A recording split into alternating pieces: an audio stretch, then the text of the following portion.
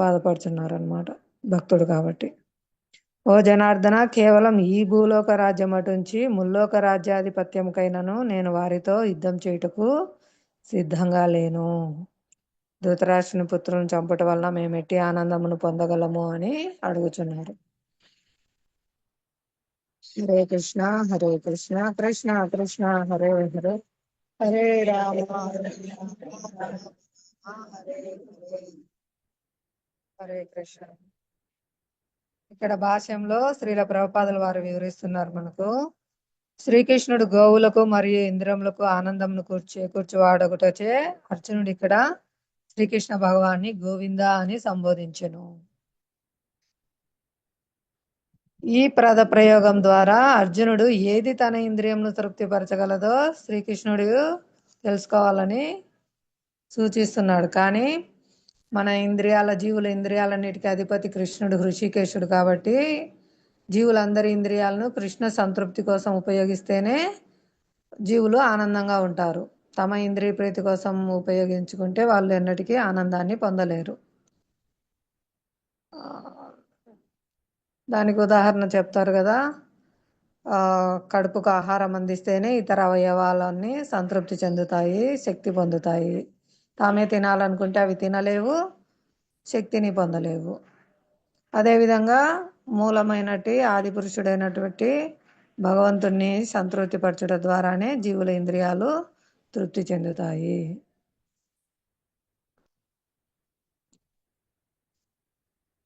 ఇంకా ఇక్కడ చెప్తున్నారు, భగవానుడు జీవుల అర్హతలను అనుసరించియే వారికి ఇంద్రియ తృప్తిని కలగజేయునుగా, అంతేకాని భగవానుడు కోరిన దానిని అంతటిని ప్రసాదింపడు. చెప్పుకున్నాం కదా, భగవంతుడు ఎంతో కరుణ గలవాడు, భక్తుల పట్ల అంటే తన బిడ్డల పట్ల ఎంతో ప్రేమ కలిగిన వారు కాబట్టి వాళ్ళకు ఏది మంచిదో, ఏది వారికి శ్రేయస్సునిస్తుందో దానిని మాత్రమే ఇస్తారనమాట. వాళ్ళు కోరినా కూడా వాళ్ళకు హాని కలిగించేది, భవిష్యత్తులో హాని కలిగిస్తాదనేది భగవంతుడు ఎన్నటికీ ఇవ్వడు. ఎందుకంటే భగవంతుడు ఎంతో కరుణామయుడు. ఉదాహరణకు చిన్నపిల్లలు అగ్ని ఎర్రగా కనిపిస్తుంది, బాగుంది అని ఆకర్షింపబడి వెళ్ళి అగ్నిలో చేతులు పెడతామంటే తల్లిదండ్రులు పెట్టనిస్తారా? ఆ బిడ్డ అజ్ఞానంతో అది అగ్ని వైపు వెళ్తున్నాడు, ఎర్రగా అందంగా కనిపిస్తుందని. ఆ చిన్నపిల్లవాడు వెళ్ళి అగ్నిలో చేయి పెడతా అంటే తల్లిదండ్రులు పెట్టనిస్తారా? హరే కృష్ణ. ఎన్నటికీ పెట్టనివ్వరు మాతాజీ. ప్రేమించే తల్లిదండ్రులు కాబట్టి తన బిడ్డకు హాని జరుగుతుందని వారికి తెలుసు కాబట్టి అజ్ఞానంతో ఆ బిడ్డ అగ్నిలో చేయి పెడతా అన్న తల్లిదండ్రులు జ్ఞానం కలవారు కాబట్టి ఆ పని చేయనివ్వరు అన్నమాట.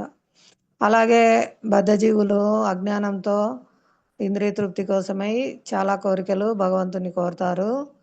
కానీ సర్వం తెలిసిన భగవంతుడు ఆ బద్ధజీవుల శ్రేయస్సుకై ఏది అవసరమో దానిని మాత్రమే ప్రసాదిస్తారనమాట. అదే ఇక్కడ చెప్తున్నారు. భగవానుడు ఇక్కడ జీవుల అర్హతలను అనుసరించి వారికి ఇంద్రియ తృప్తిని ఇస్తారు, కానీ కోరిన దానిని అంతటిని ప్రసాదించడు అని చెప్తున్నారు. దీనికి ఉదాహరణగా నిన్న మనం చెప్పుకున్నాం కదా, దేవతలైతే అది వారికి హాని చేస్తుందా, మంచిదా కాదా అని ఆలోచించకుండానే భస్మాసురుడు ఎవరి తలపై చేయి పెడితే వాళ్ళు భస్మం కావాలని అడిగితే శివుడు ఇచ్చేశారనమాట ఆ వరం. కానీ అతను పవిత్రుడు కాలేదు. భగవంతుని ఆరాధన చేస్తేనే పవిత్రులైతారు.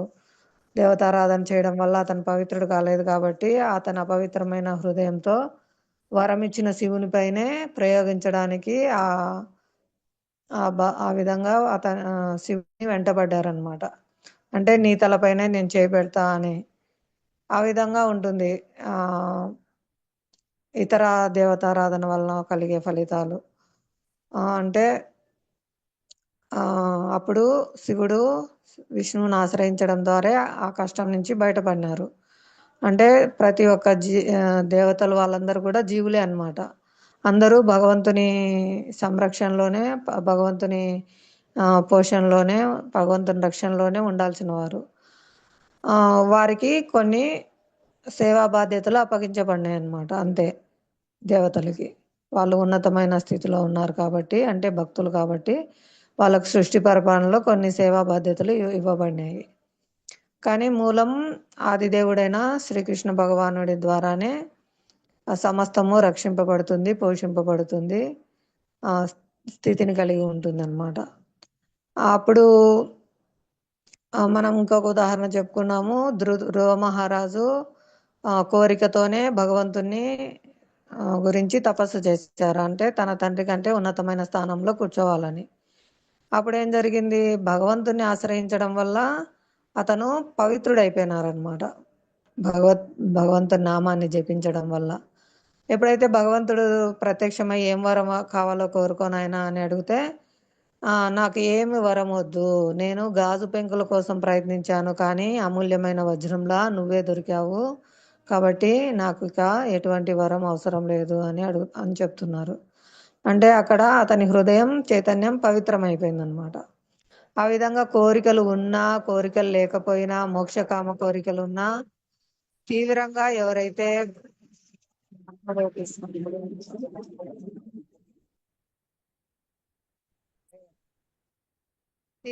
ఎవరైతే భక్తి యోగాన్ని పాటిస్తూ శ్రీహరిని పూజిస్తారో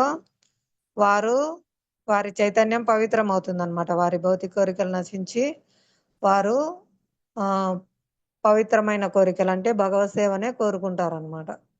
కానీ భగవంతుడు అక్కడ అతనికి హాని కలిగించినటువంటి వరాన్ని ఇచ్చారు. అంటే నువ్వు ఈ సృష్టి ఉన్నంత కాలము అత్యంత ఉన్నతమైన బ్రహ్మలోకం కంటే పైన ఉన్న ధ్రువలోకాన్ని పరిపాలించి అక్కడ నువ్వు నన్ను సేవిస్తూ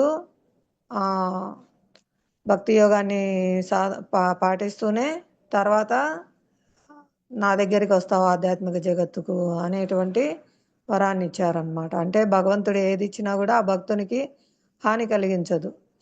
అది మనం సుధామ మహారాజు విషయంలో కూడా సుధామ మహారాజు 3 పిడికిల అటుకులు తీసుకెళ్తారు. వాటికే భగవంతుడు ఎంతో సంతోషించి అతనికి అనంతమైన సంపద ఇస్తారనమాట. కానీ సుధా మహారాజు వద్దు, నాకు ఇది నేను నిన్ను మర్చిపోతానేమో ఈ సంపద వల్ల, నాకు వద్దు అని ప్రార్థన చేస్తే భగవంతుడు అప్పుడు ఆశ్వాసం ఇస్తారు. నీకేమీ ఈ సంపద నీ భక్తికి ఎటువంటి ఆటంకం కలగనీయదు, నువ్వు ఇదే విధంగా ఎంతో ప్రేమ భక్తితో నన్ను సేవిస్తూ ఉంటావు, ప్రచారం చేస్తావు, దీన్ని స్వీకరించు అని ఇస్తారనమాట. అంటే ఇక్కడ చెప్తున్నారు భక్తులు తమ ఇంద్రియ ప్రీతి కోసం కాకుండా భగవత్ సేవ కోసం ఎంతటి సంపదనైనా స్వీకరిస్తారు, దాన్ని భగవత్ సేవలో ఉపయోగిస్తారు. అదే భగవత్ సేవకు కాకుండా తమ ఇంద్రియ ప్రీతి కోసం ఒక చిల్లిగవనైనా కూడా ఇక్కడ ఆశించరు అని కూడా చెప్తున్నారనమాట. ఉదాహరణకు అప్పట్లో అంబరీష మహారాజు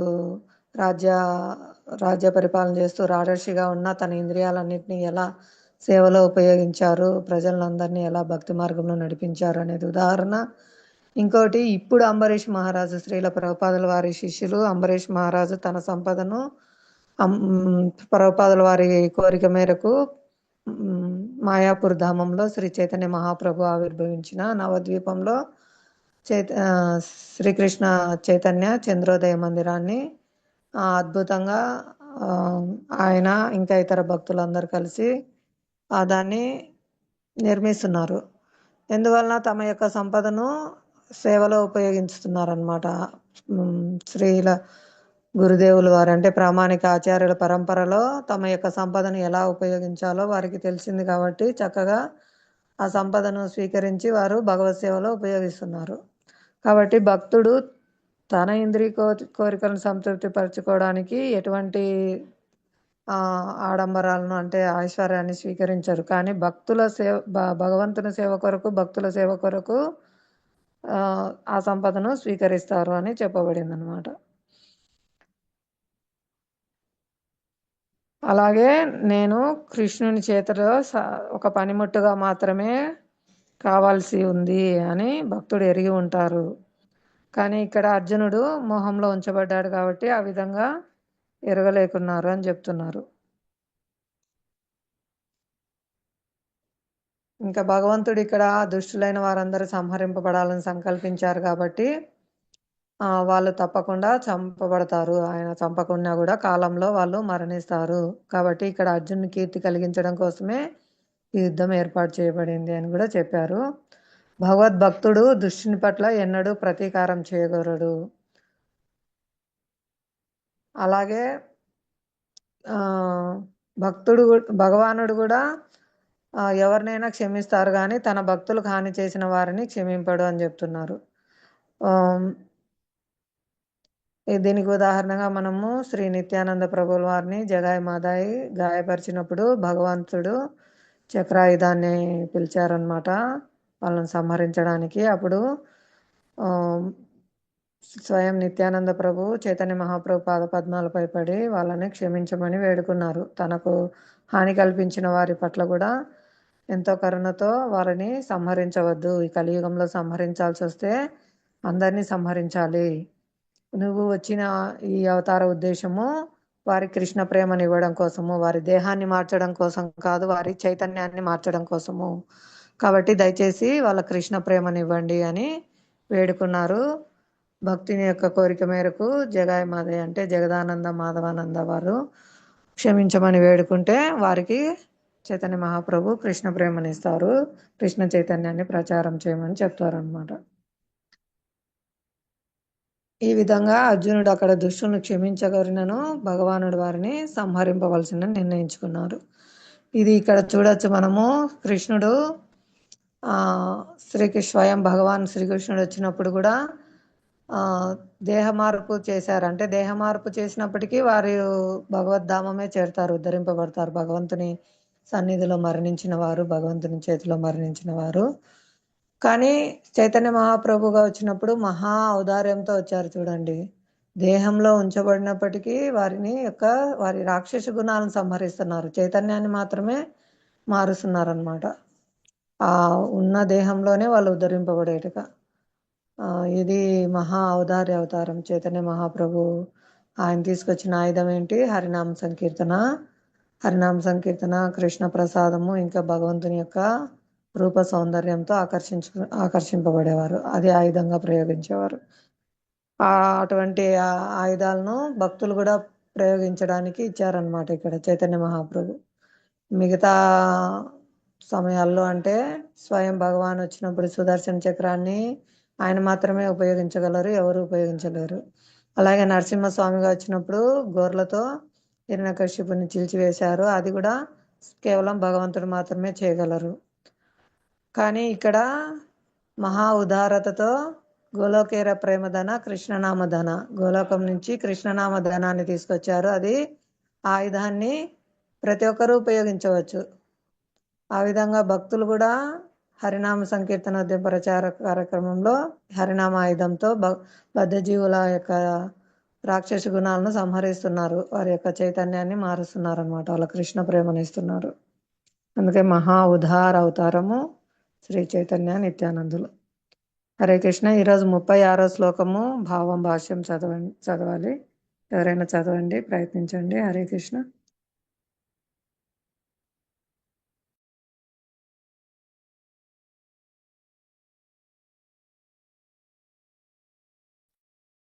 హరే కృష్ణ మాతాజీ, దండవత్ ప్రణామాలు మాతాజీ. హరే కృష్ణ. చదవండి. పాపమేవా శ్రేయో తస్మాన్ హత్వైతాయినః తస్మాన్నార్హ వయం హంతుం ధార్తరాష్ట్రాన్ సబంధవాన్ స్వజనం హి కథం హత్వా సుఖినః శ్యామ మాధవ. ఇటువంటి దుర్మార్గులను వధిస్తే మాకు పాపం సంక్రమిస్తుంది కనుక ధృతరాష్ట్రుని పుత్రులను, మా బంధువులను సంహరించడము మాకు యుక్తము కాదు. ఓ కృష్ణ లక్ష్మీపతి, స్వజనులను వధించడం వలన మాకు కలిగే లాభమేమిటి? మేమెట్లా సుఖమును పొందగలము? భాష్యము.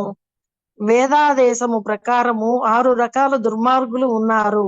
వారే ఒకటి విషము పెట్టేవాడు, 2 ఇంటికి నిప్పు పెట్టేవాడు, 3 మారణాయుధాలతో దాడి చేసేవాడు, 4 ధనమును కొల్లగొట్టేవాడు, 5 వేరొకరి స్థలమును ఆక్రమించేవాడు, 6 పరస్త్రీని చెరబట్టేవాడు. అటువంటి దుర్మార్గులను వెంటనే వధించాలి. అట్లాంటి దుర్మార్గుల వధచే పాపము కలగదు. అటువంటి దుష్టుల వధ సామాన్య వ్యక్తికైనా తగిన కార్యమే. కానీ అర్జునుడు సామాన్య వ్యక్తి కాడు. అతడు సాధు స్వభావం కలవాడు కావడం చేత వారి పట్ల సాధు స్వభావంతో వర్తించాలని అనుకున్నాడు. అయినా ఆ రకమైన సాధు నడవడి క్షత్రియునికి సంబంధించినది కాదు. రాజ్యపాలన చేసే బాధ్యతాయుతుడైన వ్యక్తి సాధు స్వభావం కలిగి ఉండవలసిన వాడే అయినప్పటికీ పిరికి పంత కాకూడదు. ఉదాహరణకు శ్రీరాముడు ఎంతటి సాధు పురుషుడంటే జనులు ఇప్పటికీ రామరాజ్యంలో నివసించాలని ఉవ్విళ్ళూరుతారు. కానీ రాముడు ఏనాడు పిరికితనము చూపలేదు. రావణుడు సీతాదేవిని చెరపట్టి రాముని పట్ల దుర్మార్గముగా ప్రవర్తించాడు. అప్పుడు రాముడు ప్రపంచ చరిత్రలోనే అసమాన రీతిలో అతడికి గుణపాఠము చెప్పాడు. అయినా అర్జునుని విషయంలో ప్రత్యేక రకమైన దుర్మార్గులను అంటే అతని తాత, గురువు, మిత్రులు, పుత్రులు, మనుమలు మున్నగు వారిని మనిషి గుర్తించవలసి ఉంటుంది. అందుకే అర్జునుడు సాధారణ దుర్మార్గుల పట్ల తీసుకోవలసిన తీవ్రమైన చర్యలను వారి పట్ల తాను తీసుకోకూడదని అనుకున్నాడు. అంతేగాక సాధు పురుషులకు క్షమించే గుణము ఉండాలని చెప్పబడింది. సాధువులకు అటువంటి నిర్దేశాలు రాజకీయ అత్యవసర పరిస్థితి కంటే ఎంతో ముఖ్యమైనవి.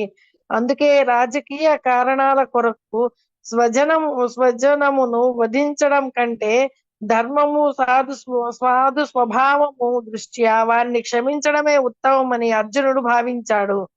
కేవలము తాత్కాలికమైన దేహ సౌఖ్యము కొరకు అటువంటి సంహారము లాభదాయకమని అతడు అనుకోలేదు. అయినా రాజ్యాలు, వాటి ద్వారా లభించే సౌఖ్యాలు శాశ్వతము కానప్పుడు స్వజన సంహారం ద్వారా అతడు తన జీవితమును, నిత్యమోక్షమును ఎందుకు పణముగా పెట్టాలి? అర్జునుడు శ్రీకృష్ణుని మాధవ అంటే లక్ష్మీపతి అని సంబోధించడం కూడా ఈ సందర్భంలో ముఖ్యమైనది. తుట్టతుదకు దురదృష్టాన్ని కలిగించే కార్యంలో తనను లక్ష్మీపతి అయిన శ్రీకృష్ణుడు నెలకొల్పవద్దని అతడు తెలియజేయగోరాడు. అయినా శ్రీకృష్ణుడు తన భక్తుల మాట అటుంచి ఎవరికి ఏనాడు దుర్దశను కలుగజేయుడు. హరే కృష్ణ మాతాజీ. హరే కృష్ణ మాతాజీ, కొంచెం వివరించండి అక్కడ ఉన్నది. హరే కృష్ణ. హరే కృష్ణ మాతాజీ.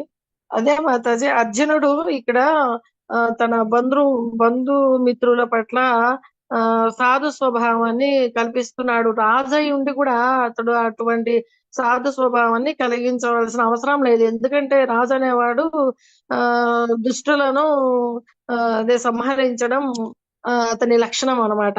కానీ ఇక్కడ వీళ్ళు నాతతాయినులు అంటే వీరు అదే మాతాజీ వాళ్ళు లక్క ఇంటిలో పెట్టి వాళ్ళని దహింపజేయాలనుకున్నారు. తర్వాత ద్రౌపది వస్త్రాభరణం చేశారు. తర్వాత భీముడికి విషాన్నం పెట్టారు. తర్వాత వీళ్ళ స్థలాన్ని ఆక్రమించుకున్నారు. వీళ్ళ రాజ్యాన్ని వాళ్ళు ఆక్రమించుకున్నారు. ఈ విధమైన తప్పులు 6 రకాలుగా చేశారనమాట. అటువంటి వాళ్ళని అసలు సంహరించడమే, ఇంక యుద్ధము కూడా వల్లేదనమాట. మామూలుగా సంహరించేసేయచ్చు. అట్లాంటి వాళ్ళని రాజు అనే లక్షణాలు కలిగి ఉన్న వ్యక్తి అటువంటి వాళ్ళని ఎటువంటి సంకోచం లేకుండా సంహరించవచ్చు. కానీ ఇన్ని చేసినా కూడా అర్జునుడు తన బంధుమిత్రుల పట్ల దయ చూపించడం అంత మంచిది కాదు అని చెప్పని అంటున్నారు మాతాజీ. హరే కృష్ణ. హరే కృష్ణ. ధన్యవాదాలు మాతాజీ. ఇక్కడ మనం ముఖ్యంగా భగవంతుడు తన భక్తుల్నే కాదు ఎవరికి కూడా అశుభాలను కలుగజేయడు. ఇంకా ముఖ్యంగా తన భక్తులను అట్టి పరిస్థితులలో ఎన్నడూ ఉంచాడు అని కూడా తెలియజేస్తున్నారు అన్నమాట.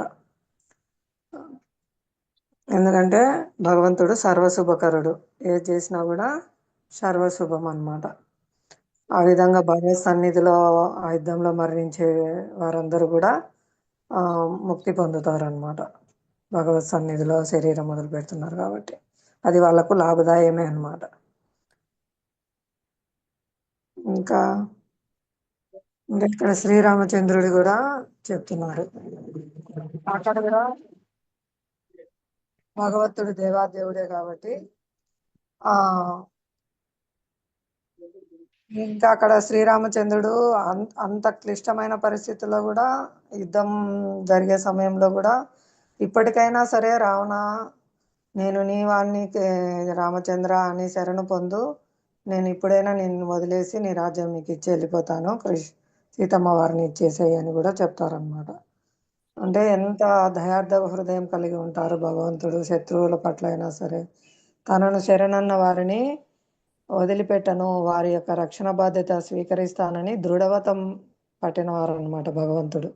భగవంతుడిని దృఢవ్రతుడు అంటారు. ఏం దృఢవ్రతం పట్టినారంటే ఎవరైతే నేను నీవాణ్ణి అని చెప్పి ఆశ్రయిస్తారో భగవంతుని, వారి యొక్క క్షేమాన్ని అప్పటి నుంచి ఇక భగవంతుడు స్వీకరిస్తారనమాట, వారి యొక్క రక్షణ బాధ్యతను. ఆ విధంగా రక్షణ బాధ్యతను చేపట్టడంలో దృఢమైన వ్రతాన్ని అంటే సంకల్పాన్ని తీసుకున్నవారు భగవంతుడు. కాబట్టి భగవంతుడు తన భక్తులనే కాదు, అంటే ఇతరులకు కూడా ఎన్నడూ అశుభాన్ని కలగజేయడు. అటువంటిది తన భక్తులకు అసలే ఎన్నటికీ కలగజేయడు అని కూడా చెప్తున్నారు అనమాట.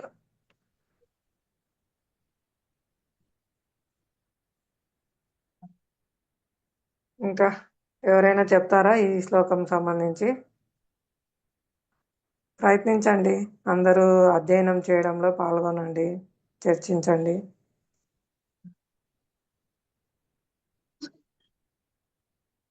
హరే కృష్ణ.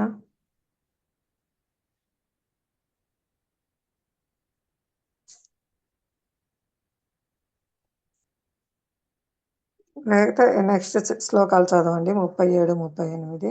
హరే కృష్ణ మాతాజీ. హరే కృష్ణ. మాతాజీ ఇక్కడ లక్ష్మీపతి అని అన్నారు, అది కొంచెం చెప్పరా మాతాజీ, నాకు కొంచెం అర్థం కాలేదు. లక్ష్మీపతి భగవంతుడు సర్వశుభం కదా లక్ష్మీదేవి. అంటే శుభమైనప్పుడు ఈ యుద్ధం వల్ల అశుభం కలగజేస్తాది కదా, ఇటువంటి కార్యం నందు నన్ను నియుక్తం చేయొద్దు కృష్ణ, నువ్వు శుభాన్ని ఇచ్చేవాడు కదా, ఇటువంటి అశుభ కార్యముకు చేయమని నాకు ఎందుకు చెప్తున్నావు అన్నట్టు కూడా అడుగుతున్నారు అనమాట. అంటే ఎక్కడైతే కృష్ణుడు ఉంటాడో అక్కడ నిత్య సహచరైన లక్ష్మీదేవి ఉంటుంది, అక్కడ సర్వశుభాలు ఉంటాయి కదా. ఈ యుద్ధం శుభం అనుకుంటున్నారు అర్జునుడు. అదే అట్లాంటి శుభకరుడు నువ్వు ఇలాంటి పని నన్ను చేయమనడం తగునా అని అడుగుతున్నాడా మాతాజీ? నిలబెట్టు ఇది ఆ యుద్ధం అన్నట్టు అడుగుతున్నారు. కానీ అది వారందరి మేలు కొరకే అనమాట. వాళ్ళు ఆ యుద్ధంలో చనిపోకున్నా కూడా మిగతా బంధువులందరూ కాలక్రమంలో కాలం అనేది మింగేస్తుంది వాళ్ళందరినీ, తప్పకుండా వాళ్ళు చనిపోతారు. కానీ యుద్ధంలో భగవంతుని ముందర శరీరం వదిలిపెట్టడం వల్ల వాళ్ళు లాభమే పొందుతారు అనమాట, వాళ్ళు భగవద్ధామం చేరుతారు అనమాట. శుభమే అనమాట. అంటే భగవంతుడు ఏది చేసినా సర్వ శుభకరమే. మనం అనుకుంటాం భౌతికంగా, అయ్యో యుద్ధం చేసి అందరు చనిపోతున్నారు, ఇది అశుభం కదా అని మనం అజ్ఞానంలో అనుకుంటాం. కానీ వాళ్ళకు భగవత్ సన్నిధిలో శరీరం వదిలిపెట్టే భాగ్యం వస్తుంది. ఆ విధంగా అందరూ ఎదుటి పక్షంలో వాళ్ళు ఈ పక్క అంటే అక్కడ చనిపోయే ఏనుగులు, గుర్రాలు, మనుషులు అందరూ కూడా ఉద్ధరింపబడతారన్నమాట, సర్వజీవులు. అది భగవంతుడు ఎక్కడ ఉంటే అక్కడ సర్వశుభకరుడు. ఏది చేసినా కూడా మనకు తెలియదు అనమాట అది ఏ విధంగా శుభమో అనేది. అదే నిన్న చెప్పుకున్నాం కదా ఒక ఉదాహరణ, ఎంతో పెద్ద కష్టాల్సినది ఉంటుంది, భగవంతుని దయ వల్ల తక్కువ అనుభవిస్తుంది. తెలియనప్పుడు ఇది ఎందుకు జరిగింది అనే మనం ప్రశ్నించుకుంటాం. అది ఎంతో పెద్ద తొలగిపోయింటే అది భగవత్ కరుణ వలన చాలా చిన్నదాంతో అనుభవిస్తుంటాం. అలా భగవంతుడు ఏ చేసినా కూడా సర్వ శుభకరం అనమాట. ఆ యుద్ధం అనేది అక్కడ శుభకరమే, అశుభం కాదు అని అక్కడ మనకు తెలియజేస్తున్నారు. అర్థమైందా మాతాజీ? అర్థమైంది మాతాజీ. సరే, ధన్యవాదాలు. ఇంకా నెక్స్ట్ ఎవరైనా చదవండి. హరే కృష్ణ మాతాజీ. దండోత్ ప్రణామములు. భగవద్గీత యథాతథము 37వ శ్లోకం, 38వ శ్లోకం. యద్యప్యేతేన పశ్యంతి లోభోపహత చేతసః కులక్షయకృతం దోషం మిత్రద్రోహే చ పాతకం కథనం జ్ఞేయమస్మాభిః పాపాదస్మానివర్తితుం కులక్షయకృతం దోషం ప్రపశ్యద్భిర్జనార్దన. ఓ జనార్దన, లోభముచే ఆవరింపబడిన హృదయములు గల వీరులందరూ కుల సంహారంలో గాని బంధువులతో కలహించుటలో గాని దోషంను చూడలేకున్నాను, వంశనాశనంలో దోషంను చూడగలిగినను మేమెందులకు ఇటు పాపకార్యం నియుక్తులము కావలెను. ప్రతిపక్షం భాష్యము. ప్రతిపక్షము వారు ఆహ్వానించినప్పుడు క్షత్రియుడు యుద్ధం చేయుటకు గాని యుద్ధం ఆడుటకు గాని నిరాకరించరాదు. కనుక అట్టి నియమానుసారము అర్జునుడు యుద్ధం చేయుటకు నిరాకరించరాదు. ఎందుకనగా అతడు దుర్యోధనుని పక్షం వారి చేత యుద్ధముకు ఆహ్వానించబడింది. ఈ సందర్భంలో అట్టి సవాల్ చేత కలుగు ప్రభావములను ప్రతిపక్షం వారు గ్రహించలేకుండేరని అర్జునుడు భావించెను. కానీ అర్జునుడు ఆ దుష్ఫలితాలను చూడగలుగుట చేత ప్రతిపక్షపు వారి అట్టి సవాల్ను అంగీకరించలేకపోయింది. ఫలితము ప్రయోజనకరమైనప్పుడు నియమం ఖచ్చితంగా విధి అగును. కానీ ఫలితం విరుద్ధమైనప్పుడు ఎవరునూ అట్టి నియమములచే బంధింపబడలేరు. ఇట్లు మంచి చెడులను ఆలోచించి అర్జునుడు యుద్ధం చేయరాదని నిశ్చయించుకోలేను. ఇక్కడ ఈ శ్లోకంలో ఏం చెప్తున్నారంటే మహారాజు, ఓ జనార్దన, లోభముచే ఆవరింపబడిన హృదయముల గల వీరందరినూ కలహ సంహారంలో గాని బంధువులతో కలహించడంలో గాని దోషమును చూడలేకున్నాను. అంటే లోభంతో ఆవరింపబడిన హృదయములు గల వీరందరూ కూడా కుల సంహారంలో గాని బంధువులతో కలహించుటలో గాని దోషము చూడలేకున్నా గాని వంశంలో దోషమును చూడగలిగిన మేమెందుకు ఇటు పాపకార్యంను నీ కులం కావలను అనేసి చెప్తున్నారనమాట. భాష్యము. ప్రతిపక్ష వారు ఆహ్వానించినప్పుడు క్షత్రుడు యుద్ధం చేయటం గాని జూదం ఆట గాని నిరాకరించరాదు. ఇప్పుడు ప్రతిపక్షం వారు ఆహ్వానిస్తున్నారు కదా యుద్ధం చేయడానికి. అయితే క్షత్రియులు యుద్ధం చేయడానికి జూదం ఆడడానికి నిరాకరించొద్దు, అంటే ఖచ్చితంగా యుద్ధంలో పాల్గొనాలని చెప్తున్నారు. కనుక అట్టి నియమానుసారము అర్జునుడు యుద్ధం చేయటకు నిరాకరించరాదు. కాబట్టి అదొక నియమం ఉంది కదా, ఆహ్వానించినప్పుడు యుద్ధం చేయొద్దు అని అనొద్దు అనమాట. యుద్ధానికి సిద్ధంగా ఉండాలి. అట్లాంటి నియమాలను అర్జునుడు నిరాకరించరాదు అని చెప్తున్నారు. ఎందుకంటే ఇక్కడ అర్జునుడు అంటున్నాడు కదా, అందరూ మా వాళ్ళే ఉన్నారు కదా, నేను ఎందుకు పాపం చేయాలి, నేను ఎందుకు వాళ్ళని చెప్పాలి అని అంటున్నారు కదా. కానీ అట్లా యుద్ధానికి ఆహ్వానించినప్పుడు క్షత్రియులు యుద్ధంకి రెడీగా ఉండాలి అని చెప్తున్నారు ఇక్కడ. ఇంకొకటి ఏంటంటే నిరాకరించొద్దు.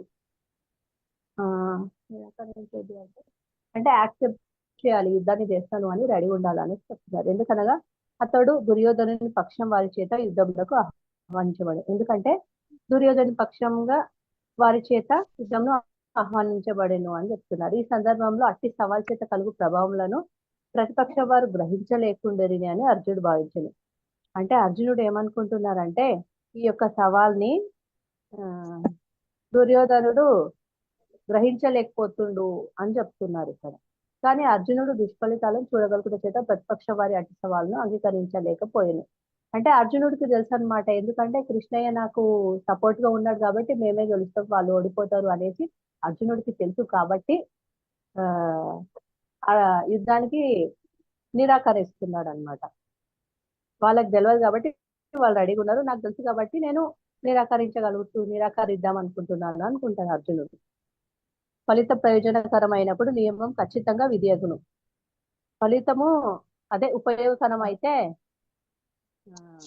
నియమం మాత్రం, అంటే చేయాల్సిన నియమం మాత్రం ఖచ్చితంగా అది విధి అవుతుంది అని చెప్తున్నారు. కానీ ఫలితం విరుద్ధమైనప్పుడు ఎవరన్నా అటు నియమాలను బంధించబడలేరు. విరుద్ధం అంటే అదే విధికి ఆపోజిట్ విరుద్ధం కదా, విరుద్ధం అయినప్పుడు ఎవరు కూడా బంధించబడలేరు అని చెప్తున్నారు. అంటే ఖచ్చితంగా అది కావాల్సింది అయి తీరుతుంది అనేసి చెప్తున్నారు.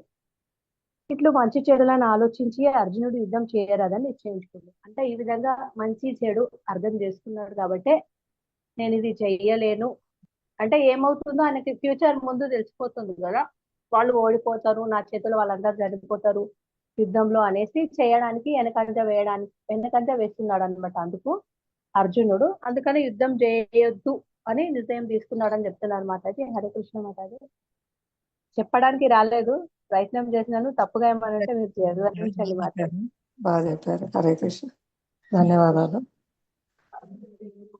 హరే కృష్ణ. నెక్స్ట్ ఎవరైనా చదవండి. 39. హరే కృష్ణ.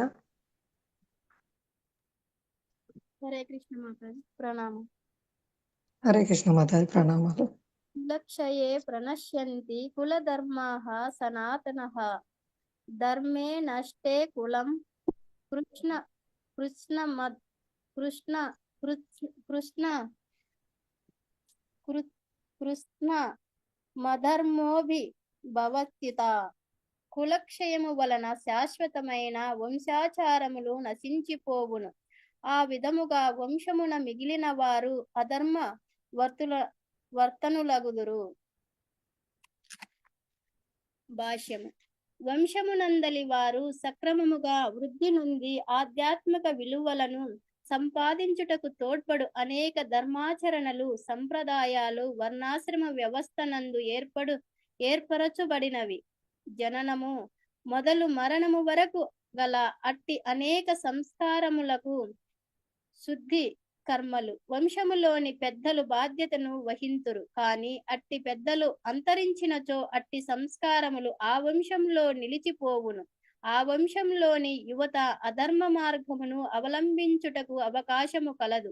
అంతేకాకుండా ఆధ్యాత్మిక ముక్తిని సాధించు అవకాశమును కూడా వారు కోల్పోవుదురు. కనుక ఏ ప్రయోజనము కొరకైనను వంశంలోని పెద్దలను సంహరించుట తగదు.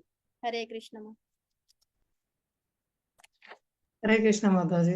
కొంచెం వివరించండి. మీరు వివరించండి మాతాజీ, ఇంట్లో అర్థం బాగుంది. అక్కడ ఉన్నదే చెప్పండి, పర్వాలేదు. హరే కృష్ణ. కులక్షేమ వలన శాశ్వతమైన వంశాచార్యులు నశించిపోవును. ఆ విధముగా వంశమున మిగిలిన వారు అంటే మన పెద్దలు ఎలా ప్రవర్తిస్తారో వాళ్ళ పిల్లలు కూడా అలానే చేస్తారని దీంట్లో అర్థమవుతానమాట. అది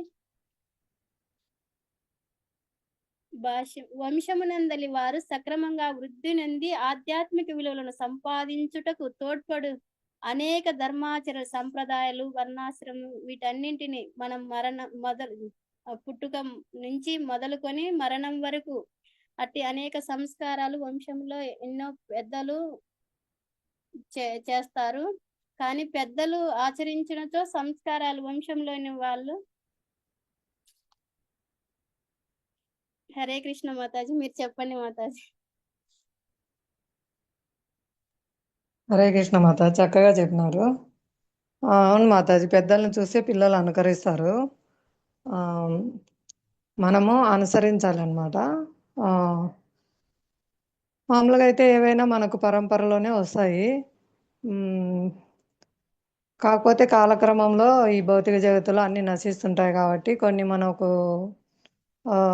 తెలియకుండా పాటించలేకపోతాం అన్నమాట. కానీ ఎప్పుడైతే ప్రామాణిక ఆచార్యులు యథాతథంగా ప్రచారం చేస్తారో అప్పుడు మనం వీటన్నిటిని చక్కగా పాటించవచ్చు. కాబట్టి భక్తుల పాత్ర చాలా ముఖ్యమైనది. కేవలం వారి యొక్క అనుగ్రహం చేతనే ఈ కలియుగ ధర్మం పాటించాలనేది మనకు తెలిసిందనమాట.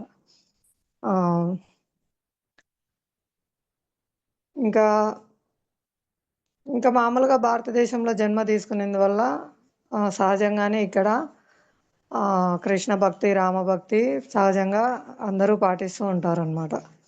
అదే విధంగా అంటే పెద్దలు ఆచరించడం ద్వారా అది పరంపరలో వంశాచారంగా పిల్లలు కూడా ఆచరిస్తూ వస్తారు. ఆ విధంగా కూడా అందరూ దేవాదేవుణ్ణి ఆశ్రయిస్తారనమాట. ఒకసారి పరమ పూజ్య శ్రీ భక్తి వికాస్ స్వామి మహారాజు తమిళనాడులో పర్యటనకు వెళ్ళినప్పుడు అక్కడ ఒకరింటికి హౌస్ ప్రోగ్రామ్కి ఆహ్వానిస్తే మహారాజు వెళ్తే అక్కడ పెద్ద నిలువెత్తుగా ఎవరో వేరే అతన్ని పెట్టుకుంటారనమాట. అప్పుడు ఆయన మహారాజు అడుగుతారనమాట, మీ తాతగారు ఎవరిని పూజించారు, మీ తండ్రి ఎవరిని పూజించారు, అలా మీ ముత్తాతలు ఎవరిని పూజించారు అలా అడుగుతారంట. అడిగితే ఆదిదేవుడు దేవాదేవుడిని పూజించారని చెప్తా. వాళ్ళందరూ దేవాదేవుడిని పూజిస్తుంటే నువ్వెందుకు ఇతన్ని పెట్టుకున్నావు, ఇతనేమన్నా దేవాదేవుడా?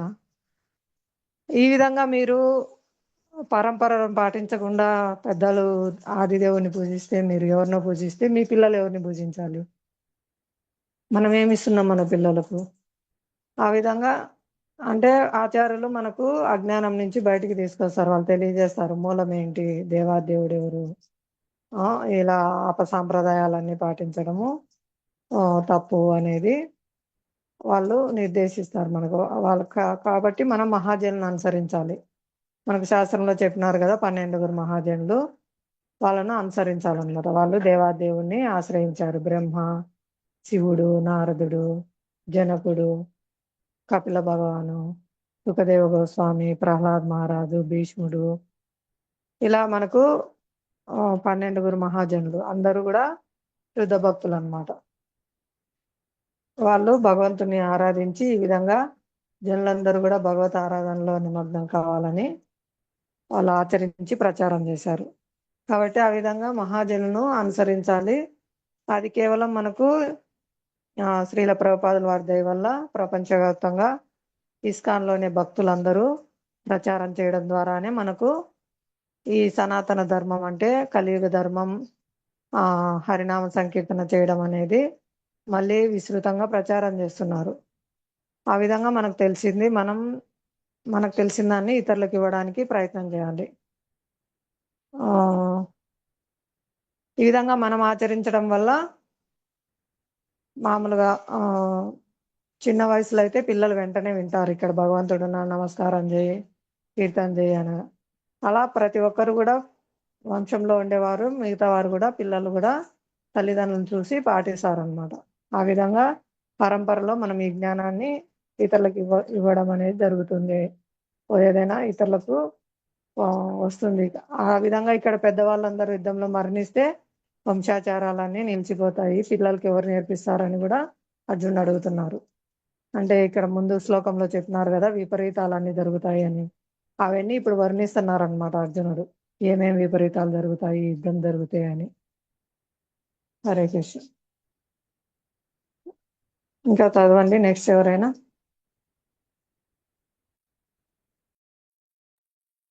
హరే కృష్ణ మాతాజీ. హరే కృష్ణ చదవండి మాతాజీ. మాతాజీ వీడియో ఆన్ చేసుకుంటారా మాతాజీ? మాతాజీ ఏం మాతాజీ? మాతాజీ వీడియో ఆన్ చేసుకుంటారా? మీరు అలా చెప్తూ క్లాస్ అలా వింటూ అలవాటు అయిపోయింది మాకు, వీడియో ఆన్ చేసుకుంటారా? 40వ శ్లోకం చదవండి ఇప్పుడు.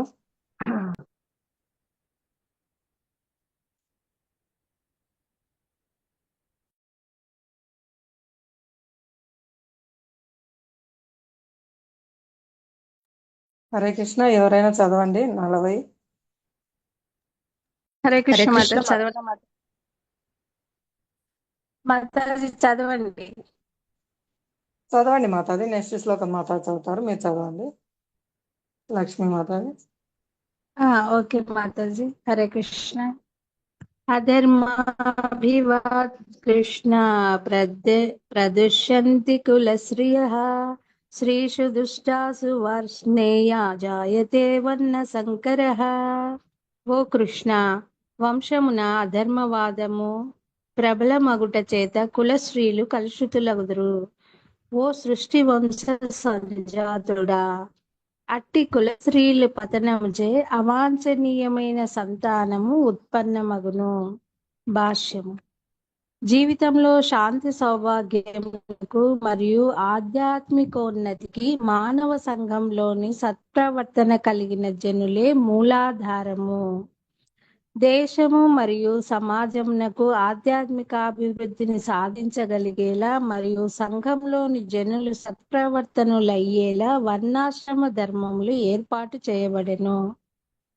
అట్టి ఉత్తమ పౌరుల జననము స్త్రీల ధర్మ వర్తనము మరియు పాతివ్రత్యము పైననే ఆధారపడి ఉండును. బాలురు సులభంగా పడద్రోవ పట్టుటకు అవకాశం ఉండునట్లుగానే స్త్రీలు కూడా పతనము చెందుటకు అధిక అవకాశములు ఉండును. కనుకనే పిల్లలకు స్త్రీలకు కూడా కుటుంబంలోని పెద్దల రక్షణ అవసరము. స్త్రీలను వివిధ రకాల ధర్మాచరణ కార్యాలలో నెలకొల్పినచో వారి దృష్టి పెడద్రోవ పట్టకుండును. చాణక్య పండితుని అభిప్రాయం అనుసరించి స్త్రీలు సాధారణంగా గొప్ప తెలివివంతులు కానందున వారు విశ్వసింపదగిన వారు కారు. కనుకనే స్త్రీలను ధర్మ కార్యాలకు సంబంధించిన వివిధ వంశాచారములలో నిమగ్నులను చేసినచో వారి పాతివ్రత్యము మరియు భక్తి వర్ణాశ్రమ పద్ధతిని పాటించుటకు యోగ్యులైన ఉత్తమ సంతానమునకు జన్మనిచ్చును. అట్టి వర్ణాశ్రమ ధర్మము విఫలమైనచో సహజముగానే స్త్రీలు కట్టుబాట్లను విడిచి పురుషులతో విచ్చలవిడిగా కలిసిపోవుదురు. దానితో అవాంఛనీయ సంతానము ఉత్పన్నమై జారత్వము ప్రబలమగును. సంఘంలో బాధ్యతారహితులైన వ్యక్తులే జారత్వమును ప్రోత్సహించుదురు. అట్లు మానవ సంఘంలో అవాంఛనీయ సంతానము పెరిగి యుద్ధములకు మరియు అశాంతికి దారితీయును. హరే కృష్ణ మాతాజీ. హరే కృష్ణ మాతాజీ, కొంచెం వివరించండి, ప్రయత్నించండి. ప్రయత్నం చేస్తాను మాతాజీ. మాతాజీ ఇక్కడ స్వామి చెప్తున్నాడు అర్జునుడు, అంటే మన జీవితంలో శాంతిగా అట్లా సౌభాగ్యంగా అట్లా ఉండాలి అని జీవితంలో శాంతి సౌభాగ్యాలు మరియు ఆధ్యాత్మికంగా ఎదుగుదలకు మా సత్ప్రవర్తన కలిగిన జనులే మానవ సమాజంలో మూలాధారము. అట్లే ఈ సమాజానికి మరియు దేశానికి కూడా ఆధ్యాత్మిక అభివృద్ధి సాధించగలిగేలా వర్ణాశ్రమాలు ఏర్పాటు చేయబడింది అని చెప్తున్నారు మాతాజీ. అంటే ఒకటి నాకు ఒకటి అర్థమైంది మాతాజీ, స్త్రీలు ధర్మపరంగా ఆధ్యాత్మికంగా వాళ్ళు బాగా కరెక్ట్ గా చెప్పలేకపోతున్నాను మాతాజీ. అంటే వాళ్ళకు కొంచెం తెలుసుకున్నప్పుడు వాళ్ళు మంచి సత్ప్రవర్తన అంటే ఉత్తమ సంతానానికి జన్మనిస్తారు అని చెప్తున్నారు మాతాజీ. లేకపోతే విచ్చలవిడితనము ఎక్కువ అయిపోతుంది. అందువలన పిల్లలు అంత అంటే పురుషుల కన్నా స్త్రీలు తెలివి అంత తక్కువగా ఉంటుంది. అందువల్ల వాళ్ళు పిల్లలు కానీ స్త్రీలు కానీ పెద్దల సంరక్షణలో ఉంటారు అనేసి చెప్తున్నారు మాతాజీ. హరే కృష్ణ మాతాజీ. హరే కృష్ణ మాతాజీ, ధన్యవాదాలు. ఇక్కడ స్త్రీ పురుష భేదము అనేది ఏం లేదు.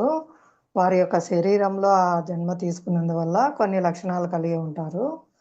కాబట్టి స్త్రీ శరీరంలో ఉన్నప్పుడు వాళ్ళు కొంచెం పిల్లల వల్ల అమాయకులు, ఎవరైతే చెప్పినా నమ్మి మోసపోయే అవకాశం ఉంటుంది. కాబట్టి వాళ్ళకి రక్షణలో ఉండాలి. ఆ విధంగా స్త్రీలను రక్షించడం ద్వారా వాళ్ళు సంఘంలో ఇతరుల దుర్మార్గుల చేతిలో పడకుండా పతనం కాకుండా ఉంటారు. లేకపోతే సమాజంలో జారులైన వారు వాళ్ళను తప్పుదారి పట్టించే అవకాశం ఉంది. కాబట్టి ఈ విధంగా ఇక్కడ యుద్ధంలో అందరూ మరణిస్తే ఇంటి దగ్గర ఉన్న స్త్రీలు, పిల్లలు, వృద్ధులు ఈ విధంగా ఇబ్బందులు పడతారు అనేసి ఇక్కడ అర్జునుడు తెలియజేస్తున్నారు అనమాట. అంటే యుద్ధం వల్ల వచ్చే నష్టాలు ఏమేమి ఉన్నాయో వరుసగా చెప్తూ వస్తున్నారు. ఇక్కడ ప్రభుపాదుల వారు ఎన్నోసార్లు వివరించారనమాట. విదేశాల్లో అప్పుడు ఎక్కువ ఈ స్త్రీ పురుష సమానత్వం అనేది ఎక్కువ ప్రచారంలో ఉండి కాంట్రవర్సీ అయ్యేదన్నమాట. అప్పుడు ప్రభుపాదుల వారు ఒక విలేకరిని డైరెక్ట్గా ప్రశ్నిస్తారు. చాలా గట్టిగా వాదిస్తూ అడుగుతుంటే, సరే ఇద్దరు సమానమైతే 1 సంవత్సరం నువ్వు గర్భాన్ని ధరించు, 1 సంవత్సరం నీ భర్త గర్భాన్ని ధరిస్తారు అని. అది ఎన్నటికీ సాధ్యం కాదు కదా. ఎందుకంటే స్త్రీ దేహంలో ఉన్నప్పుడు కొన్ని నియమాలు ఉంటాయి. ఎవరికి గర్భం వస్తుంది, ఎవరు ఇబ్బందులు పడతారు, ఏదైనా అవాంఛనీయ సంఘటన జరిగితే అక్కడ స్త్రీనే నష్టపోతుంది. ఆ విధంగా వాళ్ళు స్త్రీని ఉపయోగించి వదిలేస్తారు. కానీ ఆమె ఆ గర్భాన్ని ధరించి ఆ బిడ్డను పోషించడానికి చాలా కష్టాలు పడాలి, ప్రభుత్వాన్ని అడుక్కోవాలి, ఎంతో ఇబ్బంది పడాలి. అలాంటి సంఘటనలు జరగకుండా ఉండడం కోసమే స్త్రీ ఒక రక్షణలో ఉండాలి. స్త్రీ ఎప్పుడు కూడా చిన్న వయసులో భర్త రక్షణలో, చిన్న వయసులో తండ్రి రక్షణలో ఉండాలి, యుక్త వయసులో భర్త రక్షణలో ఉండాలి, పెద్దవారైన తర్వాత పిల్లల రక్షణలో ఉండాలి. ఆ విధంగా స్త్రీ ఎప్పుడు రక్షణలో ఉండడం ద్వారా ఆమెకు ఎటువంటి హాని జరగకుండా వాళ్ళు చూసుకుంటారు అనేది అక్కడ ఉద్దేశం అన్నమాట. అదే ఒక స్త్రీ ఒక భర్తను ఆశ్రయించి వివాహం చేసుకుంటే ఆమె పోషణ బాధ్యత, ఆ పిల్లల పోషణ బాధ్యత అతను స్వీకరిస్తాడు. ఆమె కష్టపడాల్సిన అవసరం లేదు. ఆ విధంగా స్త్రీ భర్త రక్షణలో ఉండడము ఆ, తప్పు కాదు. అంటే ఆమె ఏదో స్వాతంత్రాన్ని కోల్పోయిందని కాదు. ఆమె సహజంగా ఇతరుల దొంగల చేతుల్లో ఇబ్బంది పడకుండా రక్షింపబడుతుంది ఒకరిని ఆశ్రయించి ఉండడం వల్ల అనేది ఇక్కడ మనకు తెలియజేస్తున్నారు అనమాట. దానికి ఇంకా ఉదాహరణగా కూడా 2 వీలర్ 4 వీలర్ ఉదాహరణ కూడా ఇస్తారు. 2 వీలర్ కెపాసిటీ ఎంత ఉంటుంది, అది ఎంత స్పీడ్తో వెళ్ళగలదు. 4 వీలర్ కెపాసిటీ ఎంత ఉంటుంది, అది ఎంత స్పీడ్లో వెళ్ళగలదు. అలా మనం పొందిన దేహాన్ని బట్టించి మనకు శక్తి సామర్థ్యాలు ఉంటాయి. కాబట్టి పురుష స్త్రీ అనేది ఎన్నటికీ సమానం కాదు. వారి యొక్క దేహ పరిస్థితులను బట్టించి వాళ్ళు వ్యవహరిస్తారు. కాబట్టి దానికి తగినట్టుగానే నడుచుకోవాలి అనేది వైదిక ధర్మం యొక్క ముఖ్య ఉద్దేశం అన్నమాట. అందువలన పిల్లల్ని ఎలా రక్షిస్తారో అలా స్త్రీలను కూడా రక్షించాల్సి ఉంటుందని ఇక్కడ తెలియజేస్తున్నారు. హరే కృష్ణ. ఇంకెవరైనా చెప్తారా ఈ విషయం గురించి? లేదంటే నెక్స్ట్ శ్లోకం చదవండి. అందుకనే మాతాజీ మన సంప్రదాయంలో 4 నియమాలలో ఆ ఈ కట్టుబాటు పెట్టినారు ప్రభుపాదుల వారు. వివాహేతర సంబంధాలు ఉండకూడదు అని. ధర్మానికి 4 పాదాలలో ఇది కూడా ఒక నియమంగా పెట్టినారు కదా మాతాజీ. మాతాజీ హరే కృష్ణ. వర్ణాశ్రమం అంటే వర్ణము అంటే గుణకర్మరీత్యా బ్రాహ్మణ, క్షత్రియ, వైశ్య, శూద్ర. ఆశ్రమం అంటే బ్రహ్మచర్యాశ్రమం, గృహస్థాశ్రమం, వానప్రస్థ, సన్యాసాశ్రమం. ఈ విధంగా వైదిక ధర్మంలో వర్ణాశ్రమ పద్ధతుల ప్రకారం నడుచుకోవడం వల్ల అందరూ రక్షింపబడతారు, ధర్మవర్తనులుగా ఉంటారు అని. ఇది ప్రభుపాదుల వారు ప్రపంచమంతటా కూడా ఈ సనాతన ధర్మాన్ని, వైదిక ధర్మాన్ని, వర్ణాశ్రమ ధర్మాన్ని ప్రవేశపెట్టారు. ఆ విధంగా అందరూ ఆనందంగా ఉంటారు. సమాజం కూడా ఇప్పుడు కూడా సంతోషంగా ఉంటారు. ఈ విధంగా సంతోషంగా జీవిస్తూ భక్తి ఆచరించడం ద్వారా తర్వాత జన్మ కూడా వాళ్ళు శాశ్వతమైన ఆనందం వైపు అంటే భగవద్ధామం వైపు ప్రయాణం చేస్తారు. హరే కృష్ణ. చదవండి మాతాజీ. విజయలక్ష్మి మాతాజీ 41వ శ్లోకం భావం భాష్యం.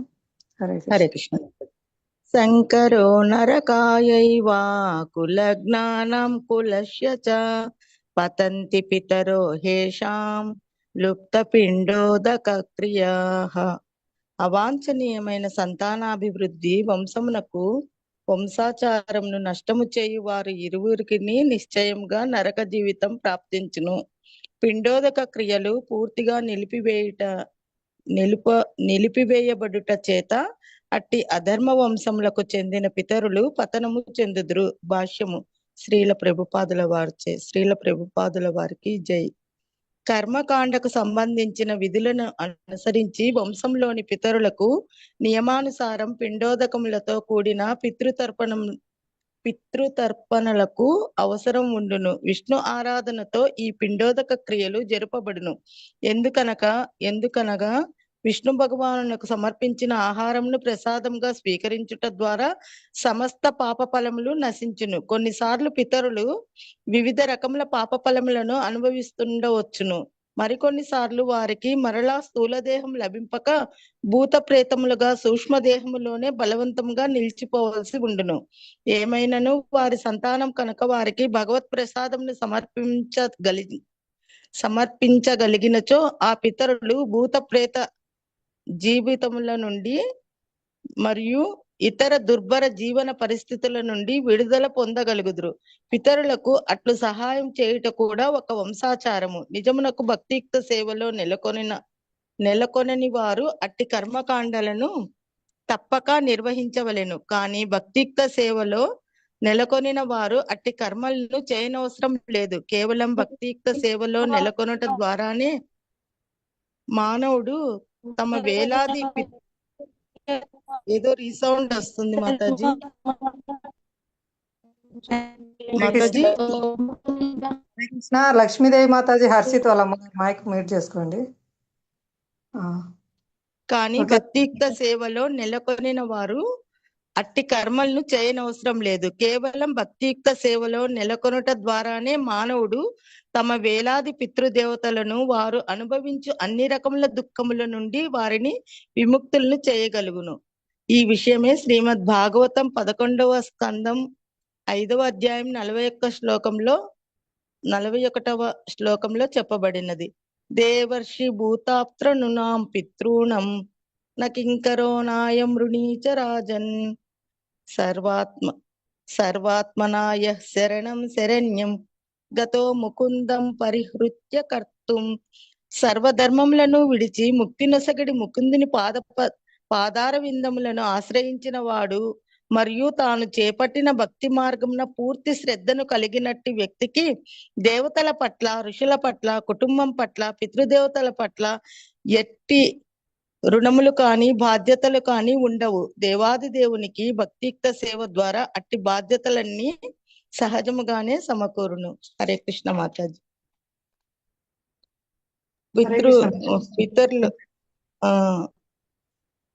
పితరులకు నియమానుసారంగా వాళ్లకు సంవత్సరికం అంటారు. సంవత్సరము వాళ్ళు చనిపోయిన రోజు పిండాలు పెడతారు ఇంట్లోన వారి సంతానము.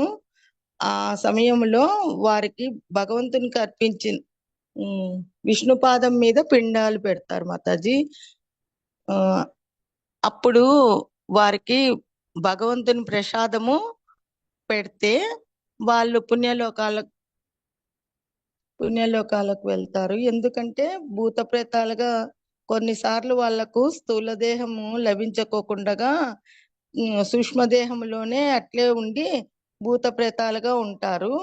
అట్లా వారి పిండాలకు వాళ్ళ సంతానం గనుక భగవంతుని ప్రసాదం పెట్టగలిగితే వాళ్ళు ఆ భూత ప్రేత జీవితాల నుండి విముక్తి పొంది ఆ దుర్భర జీవితం, ఆ పరిస్థితుల నుండి విడుదల పొందుతారు మాతాజీ. అట్లా పితరులకు మనము సహకరించడం కూడా వంశాచారమే. నిజానికి భక్తియుక్త సేవ చేసే వాళ్ళకి ఇవన్నీ అవసరం లేదు.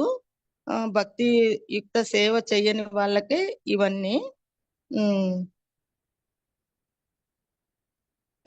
ఇట్లా భక్తియుక్త సేవ చేస్తే గినక మన వేలాది పితరులు అంటే 7 తరాల పితృలు కూడా వాళ్ళు దుఃఖాల నుండి విముక్తులు అవుతారు మాతాజీ. ఇప్పుడు మన ఇంట్లో భక్తి ఎక్కువ చేస్తుంటాం అనుకోండి, మన ముందు తరాల వాళ్ళందరికి కూడా విముక్తి కలుగుతుంది. ఈ విషయము శ్రీమద్ భాగవతంలో కూడా చెప్పినారు. అన్ని ధర్మాలను విడిచి ముక్తి నొసగే ముకుందుని పాదాలే పట్టుకుంటే కనుక పూర్తి శ్రద్ధగా పట్టుకుంటే 5 రకాల రుణాలు ఉన్నాయి కదా మాతాజీ. ఋషి రుణము, పితృ రుణము, ఇవన్నీ ఏమి బాధ్యతలు ఉండవు భక్తి చేసుకుంటే. భక్తి మార్గంలోన మనము ప్రయాణం చేస్తా ఉంటే. హరే కృష్ణ మాతాజీ. హరే కృష్ణ. ధన్యవాదాలు మాతాజీ, చక్కగా వివరించినారు. ఈరోజు సమయం అయింది. ఈ అంశం మళ్ళీ రేపు చర్చించుకుందాము. అందరికీ ధన్యవాదాలు. శ్రీమద్ భగవద్గీత యథాతథంకు జై. హరే కృష్ణ మాతాజీ. కొంచెం నా వల్ల డిస్టర్బ్ అయింది కదా మాతాజీ క్లాస్. సారీ మాతాజీ. అదేంటంటే మాతాజీ అన్ని చదువుకోవాలనేసి, అంటే మాతాజీ వాళ్ళు ప్రభుజీ వాళ్ళు చదివినా కూడా నేను చదువుకుంటూ ఉంటాను మాతాజీ. అంతే. హరే అంటే మ్యూట్ చేయలేదు మాతాజీ. సారీ మాతాజీ. పర్లేదు. హరే కృష్ణ. శ్రీమద్ భగవద్గీత యథాతథంకు జై. శ్రీమాన్ మధురేష్ ప్రభుజీ की जय. శ్రీల ప్రభుపాద की जय. అనంత కోటి వైష్ణవ బృంద की जय. సమావేశమైన